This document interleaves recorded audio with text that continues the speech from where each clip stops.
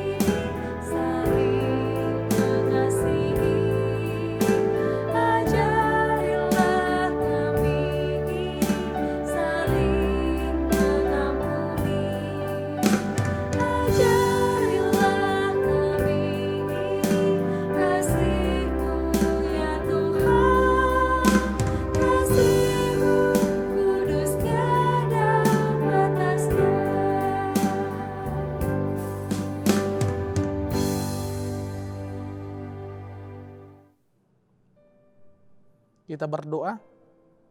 Bapa yang baik, Bapa yang bertahta di dalam kerajaan sorga, puji dan syukur kami sampaikan kepadamu atas penyertaan-Mu yang senantiasa kami rasakan hingga pada saat ini, sehingga kami masih dapat merasakan hikmat, merasakan kasih karunia-Mu melalui kehidupan kami sampai pada saat ini. Sebentar kami hendak mendengarkan firman-Mu. Oleh karena itu Bapa, Engkaulah yang tetap menerangi pikiran kami, sehingga firman-Mu ini dapat kami mengerti dan dapat kami pakai menjadi pedoman hidup kami untuk menjalani kehidupan kami di bumi ini. Melalui anak-Mu Yesus Kristus kami berdoa. Amin.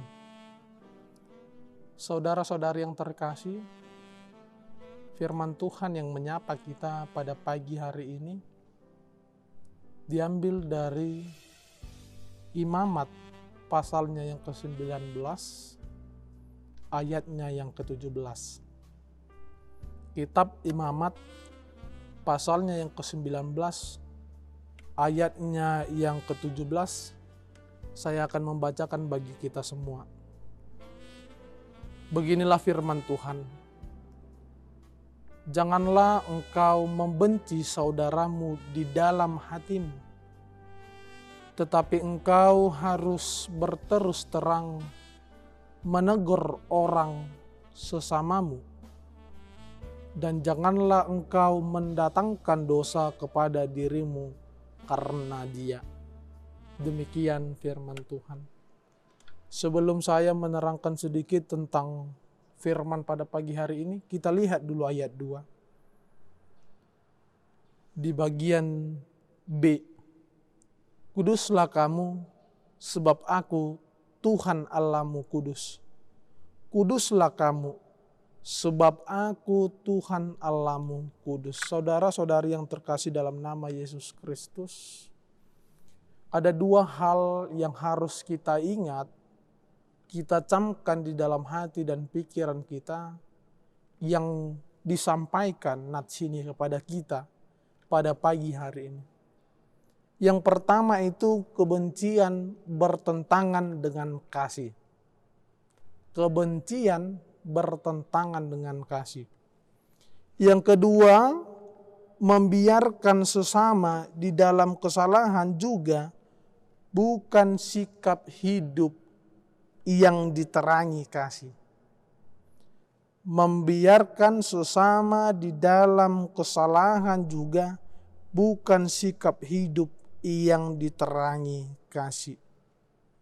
Saudara-saudari yang terkasih, memang pada dasarnya kita manusia memiliki perasaan, memiliki emosi.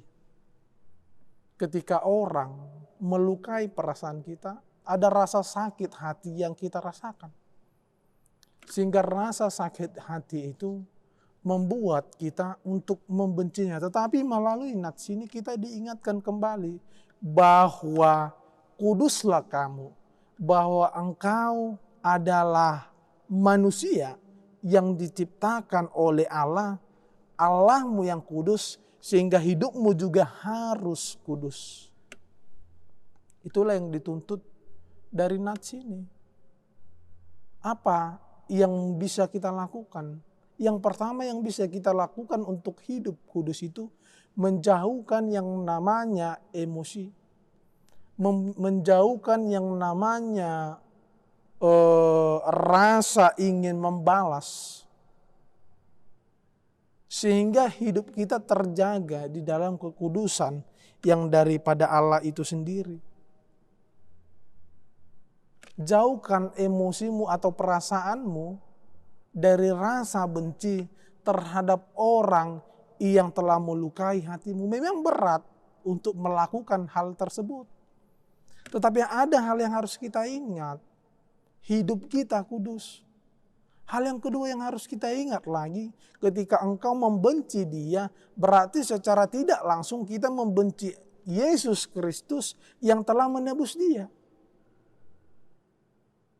Hal yang kedua, melalui nats itu, ketika dia melakukan kesalahan, ketika dia melakukan dosa, ingatkan dia.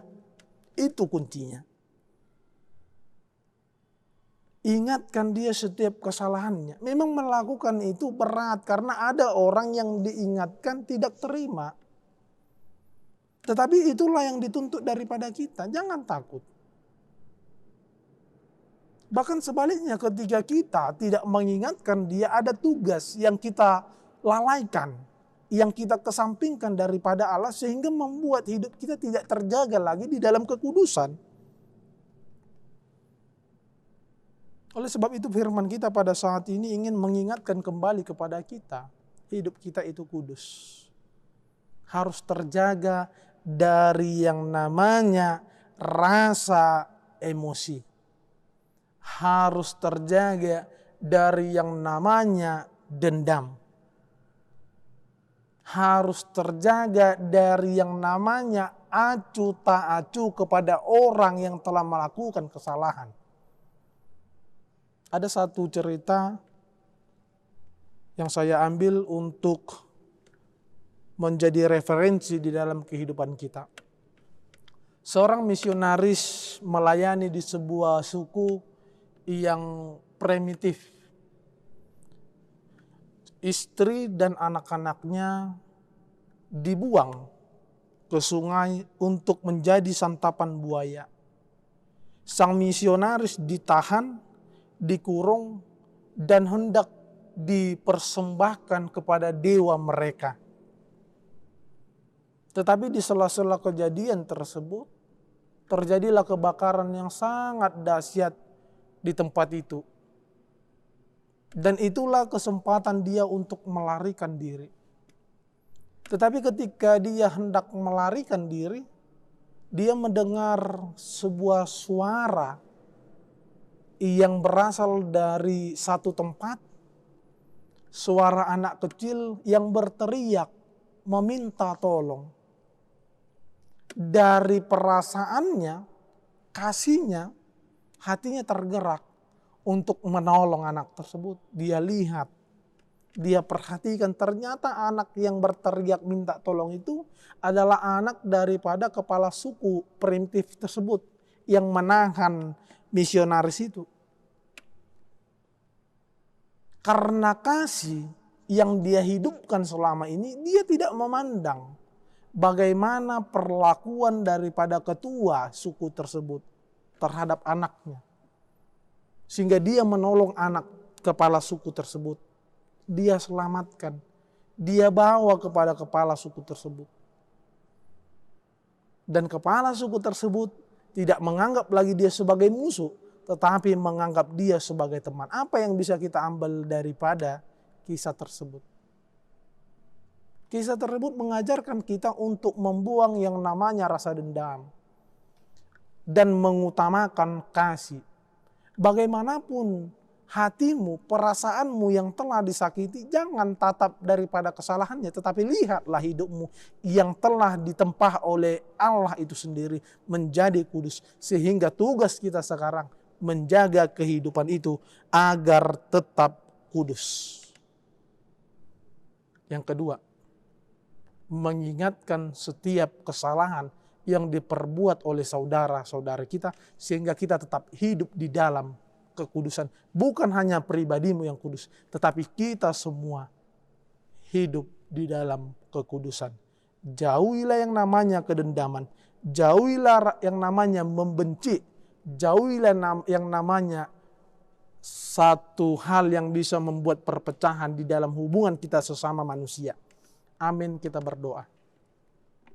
Bapa yang baik, Bapa yang bertahta di dalam kerajaan surga, pada saat ini kami berterima kasih kepadamu karena Engkau masih menyapa kami melalui firman-Mu yang mengajarkan kami untuk tidak membenci sesama, yang mengajarkan kami untuk tetap mengingatkan saudara-saudari kami yang melakukan kesalahan. Oleh sebab itu Tuhan, kami meminta kepadamu agar Engkau tetap mengajari kami, menjaga emosional kami, untuk tetap mengajarkan kami terhadap kasih yang Engkau berikan kepada kami, sehingga kami dapat menjaga kehidupan kami agar tetap kudus, menjauhi yang namanya rasa benci, rasa iri hati. Oleh sebab itu Tuhan, sebelum kami menegur saudara-saudari kami yang melakukan kesalahan, terlebih kami meminta kepadamu agar Engkau yang pertama mengingatkan kami akan kesalahan kami, sehingga kami dapat merubah hidup kami dapat menjadi panutan bagi sesama kami manusia, sehingga hidup kami tetap kudus di dalam tangan pengasihan-Mu. Kami mau memulai aktivitas kami Bapa pada pagi hari ini, dari pagi hari sampai malam hari, kiranya Engkaulah yang tetap senantiasa menemani kami, berdiri berjalan di depan kami, untuk melakukan setiap aktivitas pekerjaan kami, sehingga setiap aktivitas kami dapat berjalan sesuai dengan kehendak-Mu. Biarlah aktivitas kami Tuhan menjadi puji-pujian di dalam nama-Mu. Kami manusia yang tidak luput dari berbagai dosa. Oleh karena itu kami datang ke hadapan-Mu. Kami menyembah Engkau agar Engkau tetap menghapuskan dosa-dosa kami, agar kami dapat disebut sebagai anak-anak Allah, pewaris kerajaan surga. Di dalam nama anak-Mu Yesus Kristus, kami berdoa kepadamu. Amin. Demikian firman Tuhan, demikian perjumpaan kita pada pagi hari ini. Sampai berjumpa di hari yang akan datang di Renungan HKBP Batam Resort Batam. Semoga aktivitas kita pada pagi hari ini berjalan sesuai dengan kehendak Allah. Terima kasih, Shalom.